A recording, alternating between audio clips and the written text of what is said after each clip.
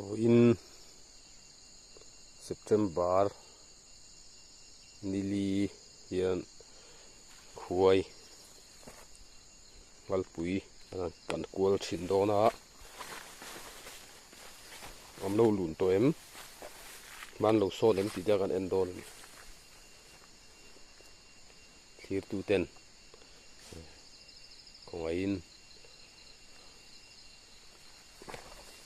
in subscribe le te min lo subscribe ve ula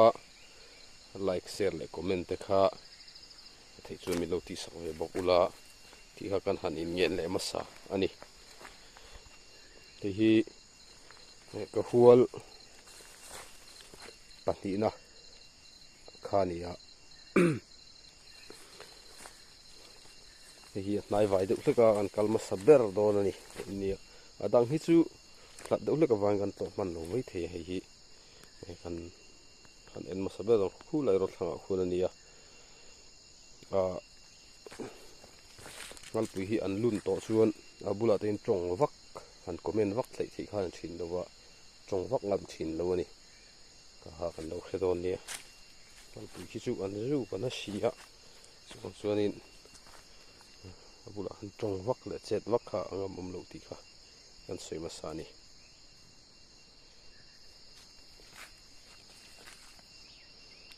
khulai mai khu ni ha to vu va tam to ve to thui to to po khulai khu ni ha khulai mi khu pui po chun va tam ve kan thai lu tu ngam to don lo ni pui pon kalong go ngu to mai khulai khu ni ha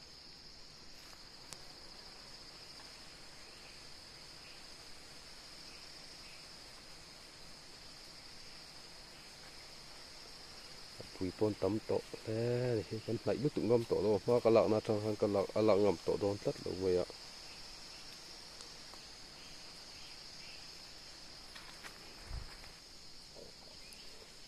ron tlal che zok zok ni pakhatin miron attack dewa ne ta thlang lampang atang hianin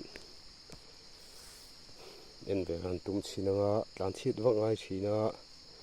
om du ria wani an kol riu maya to an lun lutuk to tin ni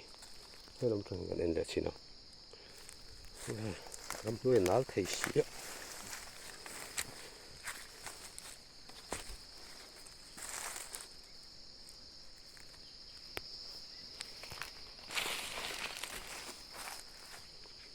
khu la mi khu ni ya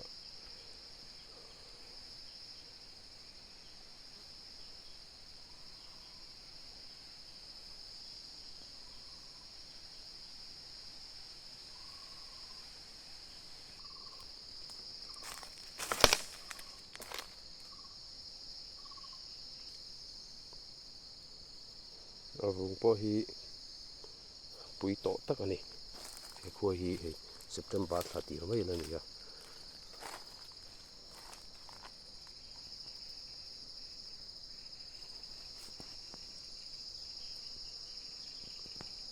noi vak ngam to lo ni he nai chu kal ngam lo to na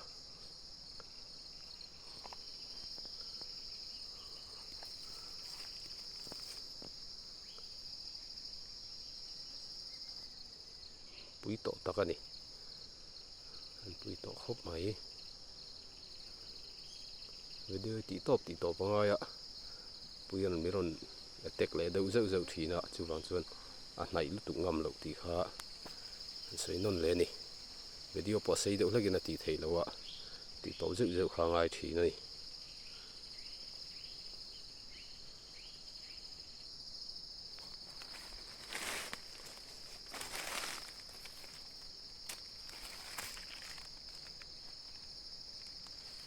pui takani to na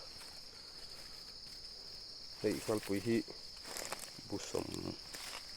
nga don kan hual ve to ha tu lang huna hian tiang taka tha hi kala mu khau lo maya ti ma hi chuan tiang chu ni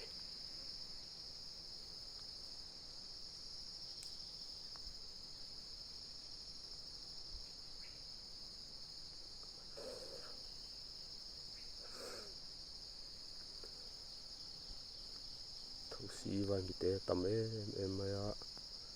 box hi na